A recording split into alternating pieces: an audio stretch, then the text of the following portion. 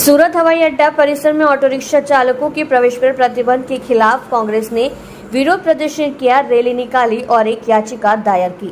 सूरत हवाई अड्डा परिसर में ऑटो रिक्शा के प्रवेश पर प्रतिबंध के खिलाफ कांग्रेस की ओर से विरोध प्रदर्शन किया गया, जिसमें शहर कांग्रेस कमेटी के अध्यक्ष समेत नेताओं की अध्यक्षता में VR मॉल से हवाई अड्डे तक रैली निकाली गई, एयरपोर्ट को मॉल, जिसके बाद एयरपोर्ट अथॉरिटी की याचिका दी गई।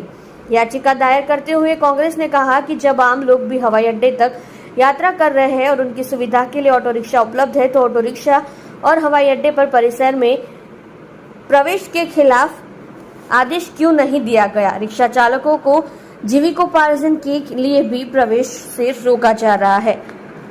कांग्रेस की मांग है कि ऑटो रिक्शा चालकों को एयरपोर्ट परिसर में एक स्टैंड दिया जाए और आम जनता की जानकारी के लिए ड्रॉप अप फ्री टाइम का बोर्ड लगाया जाए। साथ ही यह भी जानकारी दी जाए कि कितना समय और कितना क्या चार्ज लिया जाए।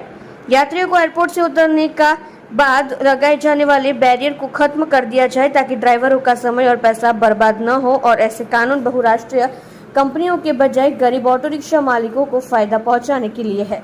इसलिए अगर सरकार सिर्फ अमीरों के लिए काम करती है तो यह आम आदमी के हित में सही फैसला है। ऐसा नहीं करने पर उम्र आंदोलन की धमकी दी गई है। कल्पेश बारोट, प्रवक्ता सुरत जिला कांग्रेस समिति।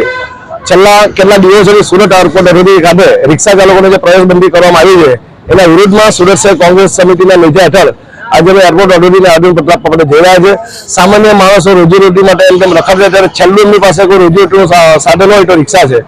આ શહેરમાં 100 લાખ કરતાંથી વધુ રિક્ષા ચાલકો શહેરમાં રિક્ષા ચલાવતા હોય ત્યારે એ લોકોના રોજીરોટીના પ્રશ્ન બાબતે सूरत शहर कांग्रेस एरपोर्ट ऑथोरिटी जो परिपत्र है रिक्शा चालकों प्रवेश नहीं करो एना विरुद्ध में अमे आवेदनपत्र आपवा जई रह्या छे। VR मॉल खाते एरपोर्ट खाते जवाना 100 થી વધુ रिक्शा चालकों है और 400 થી 500 अमरा कार्यकर्ताओं है।